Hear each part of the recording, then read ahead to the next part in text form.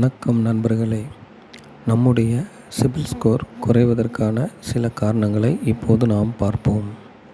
நம்ம அடிக்கடி play store மூலமாக நிறையா லோன் ஆப்பை இறக்கி பார்த்துருப்போம். அப்படி அடிக்கடி பார்க்கும்போது அந்த ஆப்பில் நிறையா நம்ம டீட்டெயில்ஸ் கொடுப்போம். என்னென்ன டீட்டெயில்ஸ் கொடுப்போம்? பேன் கார்டு, ஆதார் கார்டு, அப்புறம் நம்மளோட பேங்க் டீட்டெயில்ஸ் எல்லாத்தையும் சப்மிட் பண்ணுவோம். அப்படி சப்மிட் பண்ணும்போது நம்மளோட எலிஜிபிலிட்டி இருக்கான்னு அவங்க பார்ப்பாங்க. அப்படி தொடர்ந்து பார்த்துக்கிட்டே இருந்தாங்கன்னா எல்லா மொபைல் ஆப் மூலமாக நீங்கள் பார்த்து கொண்டே இருக்கும்போது உங்களுக்கு பிரச்சனை வரும். சிபில் ஸ்கோர் குறையும். ஏன்னா ஒரு பேங்க்கு கொடுத்துட்டு நிப்பாட்டிடணும். ஏன்னா அவங்க ஒரு 10 நாள் 15 நாள் டைம் எடுத்து செக் பண்ணுவாங்க உங்களோட டீட்டெயில்ஸ் எல்லாம். அதில் ஓகேனா உங்களுக்கு ரிப்ளை பண்ணுவாங்க. அப்படி இல்லைன்னா விட்ருவாங்க. நீங்கள் என்ன பண்ணுறீங்க? முதல்ல ஒரு பேங்க் பண்ணுறீங்க, ஒரு மொபைல் ஆப் மூலமாக பண்ணுறீங்க. அதில் எது கிடைக்கலன்ட்டு அடுத்த ஒரு ஆப் மூலமாக திரும்ப டீட்டெயில்ஸ் கொடுப்பீங்க. அதுவும் வெயிட் பண்ண சொல்லும். ஒரு 90 நாள் 30 நாள் வெயிட் பண்ண சொல்லும். நீங்கள் அடுத்து என்ன பண்ணுவீங்க? இன்னொரு மொபைல் ஆப் மூலமாக பண்ணிக்கிட்டு இருப்பீங்க. இப்படி பல தடவை நீங்கள் பண்ணிக்கிட்டு இருக்கும்போது உங்களுக்கு சிபில் ஸ்கோர் குறைஞ்சிக்கிட்டே இருக்கும். அதனால் இந்த தப்பை நீங்கள் செய்யாதீங்க. அதே மாதிரி நிறைய பேங்க்கில் உங்களுக்கு லோன் இருக்கான்ட்டு செக் பண்ணிக்கிட்டே இருக்காதீங்க. நான் நிறையா பேங்க்கில் நீங்கள் டீட்டெயில்ஸ் கொடுத்து தான் நீங்கள் உங்களோட லோன் இருக்கான்னு செக் பண்ணிகிட்டு இருப்பீங்க, எலிஜிபிலிட்டி இருக்கான்ட்டு. அதன் மூலமாகவும் உங்களோட சிபில் ஸ்கோர் குறைஞ்சிக்கிட்டே இருக்கும். ஓகேவா? அடுத்து நம்ம ஃப்ரெண்டுக்கோ இல்லாட்டி தெரிஞ்சவருக்கோ யாருக்கும் கேரண்டி சைன் போடக்கூடாது. அப்படி நீங்கள் கேரண்டி சைன் போடும்போது அவர் சரியாக கரெக்டாக கட்டிட்டார்னா பிரச்சனை இல்லை. அவர் கட்டாத பட்சத்தில் அவருடைய சிபில் ஸ்கோரும் குறையும்.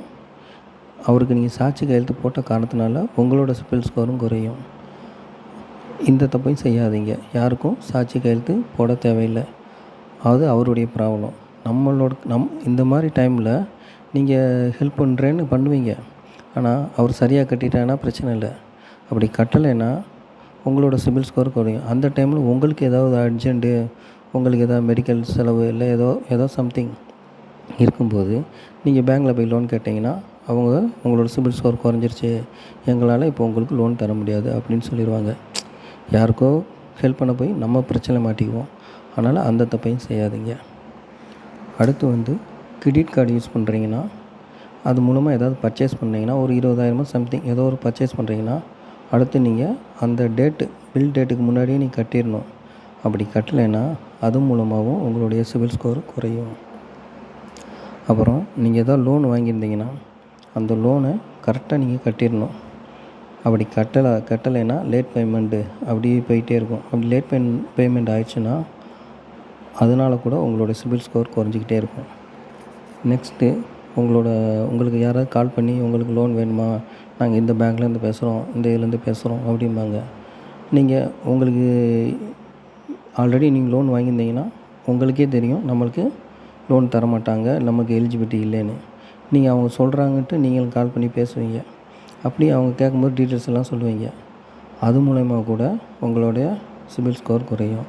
அதனால் நீங்கள் இவ்வளோ லோன் வாங்கியிருக்கீங்கன்னு உங்களுக்கு தெரியும். அந்த லோன் முடிகிற வரைக்கும் நீங்கள் எலிஜிபிலிட்டி இல்லைன்னு உங்களுக்கே தெரியும். அதனால் நீங்கள் தயவுசெய்து மொபைல் ஆப் மூலமாகவோ இல்லை பேங்க் மூலமாகவோ இல்லாட்டி யாராவது கால் பண்ணி உங்களுக்கு லோன் இருக்கான்னு கேட்டாங்கன்னா டீட்டெயில்ஸ் கொடுக்காதீங்க.